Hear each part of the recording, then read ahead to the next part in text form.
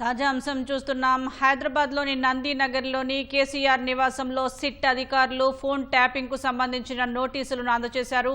రేపు విచారణకు రావాలని నోటీసుల్లో పేర్కొన్నారు.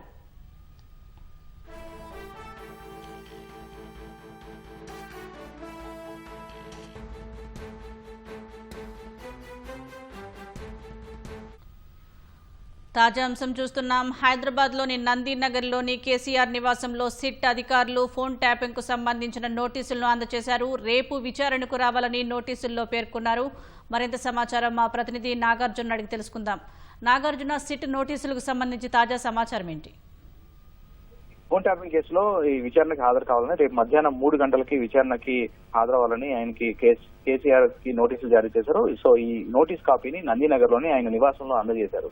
సో కొద్దిసేపటి క్రితమే ఆయనకి సిట్ అధికారుల బృందం ఆయనకి నోటీసులు అందజేసింది. ఈ నోటీసులో ప్రధానంగా సారాంశం ఏంటంటే పంజాగుట్లో 2024 మార్చి 10న నమోదైనటువంటి కేసుకు సంబంధించినటువంటి దాంట్లో మీరు కేసులో దర్యాప్తులో భాగంగా మీరు నుంచి సమాచారం సేకరించాల్సి ఉంది. సో రేపు మీరు మధ్యాహ్నం 3 గంటలకు జూబ్లీహిల్స్ పోలీస్ స్టేషన్ లో విచారణకి హాజరు కావాలని ఆ నోటీసులో పేర్కొన్నారు. అయితే నిబంధనల ప్రకారం ఇది కేసులో 160 సిఆర్పిసి సంబంధించిన నోటీస్ కాబట్టి మీరు అందులో 65 ఏళ్లు పైబడిన వారు కాబట్టి మీకు పోలీస్ స్టేషన్ కే వచ్చి విచారణకి హాజరవ్వాల్సిన అవసరం లేదు. మీరు వాలంటరీగా పోలీస్ స్టేషన్ కి వచ్చినా ఓకే, లేకపోతే కనుక హైదరాబాద్ లో విత్ ఇన్ ద సిటీ ఎక్కడైనా మీరు ఈ ఎగ్జామిన్ చేయడానికి అవకాశం రేపు ఆ టైంలోనే ఎగ్జామిన్ చేయడానికి మీరు ఎక్కడ సూచించినా అక్కడికి వచ్చి మా టీం విచారిస్తుంది అనేది అందులో మెన్షన్ చేశారు. సో ఈ అంటే ఎక్కడ హైదరాబాద్ లో ఎక్కడైనా సరే రేపు సూచించిన టైంలో విచారణకి సిటీ అధికారులు సిద్ధమని చెప్పడం జరిగింది. సో అయితే ఈ నోటీస్ అందుకోగానే దీనికి సంబంధించినటువంటి ఎగ్జామినేషన్ చేసేందుకు మీ సరైన ప్రదేశాన్ని మాకు తెలియజేయాలని ఆ నోటీసులో పేర్కొనడం జరిగింది. సో ఫోన్ ట్యాపింగ్ కేసులో ఫైనల్ గా పోలీసులు కేసీఆర్ కి నోటీసులు జారీ చేశారు. కేసులో రేపు విచారణకి చేరినారు. అయితే చూడాలి దీనికి సంబంధించినటువంటి కేసీఆర్ ఇంతవరకు దానికి సంబంధించినటువంటి రిప్లై రాలేదు. కొద్దిసేపు నందీనగర్ లో నివాసంలో ఆయనకి సిట్ అధికారులు నోటీసులు జారీ చేశారు. అయితే ప్రస్తుతం కేసీఆర్ ఎర్రబెల్లో ఉన్నటువంటి ఫామ్ హౌస్ లో ఉన్నట్టుగా తెలుస్తోంది.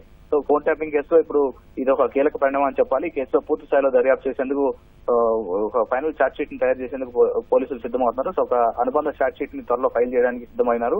సో ఈ కేసు ఇప్పటివరకు ఇచ్చినటువంటి సమాచారం ఆధారంగా గతంలో కొంతమంది 618 మంది విక్టిమ్స్ ఈ కేసులో విచారించారు. 4 పోలీసు అధికారులను అరెస్ట్ చేశారు. ఆ తర్వాత కొంతమంది అధికారులు కొంతమంది పొలిటికల్ లీడర్స్ ను కూడా ఇందులో విచారించడం జరిగింది. సో రీసెంట్ గా కేటీఆర్ హరీష్ రావు తర్వాత సంతోష్ కుమార్ తర్వాత మరికొంతమందిని కూడా ఇందులో విచారించారు. ఎమ్మెల్సీ నవీన్ కూడా విచారించడం జరిగింది. సో ఇందులో విచారణలో భాగంగా వాళ్ళ స్టేట్మెంట్ కూడా రికార్డ్ చేశారు, వీడియోగ్రఫీ చేశారు. సో రేపు కేసీఆర్ విచారణ కూడా పూర్తి స్థాయిలో వీడియోగ్రఫీ చేయనున్నారు. స్టేట్మెంట్ రికార్డ్ చేయనున్నారు. ఆయన చెప్పినటువంటి స్టేట్మెంట్ ఆధారంగా పూర్తి స్థాయిలో ఈ కేసుకు సంబంధించినటువంటి ఒక ఫైనల్ ఛార్జ్ షీట్ ని కూడా తయారు చేయనున్నారు. అయితే కేసీఆర్ కి సంబంధించినటువంటి భాగంగా ఇతను రాధాకిషన్ రావు ఇచ్చినటువంటి కన్ఫెషన్ అండ్ భుజంగరావు ఇచ్చినటువంటి కన్ఫెషన్ స్టేట్మెంట్ లో భాగంగా ఈ విచారణ కొనసాగుతుంది. దాంతో పాటుగా కొన్ని పొలిటికల్ లీడర్స్ మీద నిఘా పెట్టిన వ్యవహారం మీద 2023 ఎన్నికల టైంలో అప్పుడు ప్రతిపక్ష నేతలు ఇతర నేతల మీద సంబంధించి కొంతమంది మీద నిఘా పెట్టిన అంశాల మీద కూడా ప్రశ్నలు సంధించే అవకాశం ఉంది.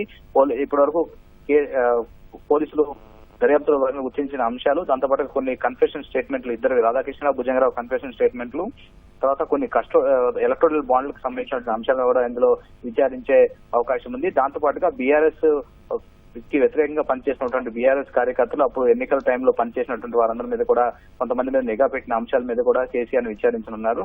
సో ఫైనల్ గా కేసీఆర్ కి నోటీసులు పోలీసులు జారీ చేశారు. సో రేపు మధ్యాహ్నం 3 గంటలకు విచారణకు రమ్మన్నారు.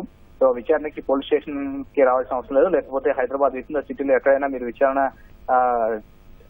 చేసేందుకు సిద్ధం. సో ఆ ప్లేస్ ని మీరు ముందుగా మాకు తెలియజేయాలని ఆ నోటీసులో ప్రధానంగా పేర్కొన్నారు. జూబ్లీహిల్స్ ఏసీపీ ఈ కేసులో ఐఓగా ఉన్నారు, వెంకటగిరి పేరు మీద నోటీసులు జారీ చేశారు. నందీనగర్ లో ఉన్నటువంటి నివాసంలో ఆయనకి నోటీసులు జారీ చేశారు. ప్రస్తుతం ఆయన వరంగల్లో ఉన్నటువంటి ఫామ్ హౌస్ లో ఉన్నట్లుగా తెలుస్తోంది. ధన్యవాదాలు నాగార్జున.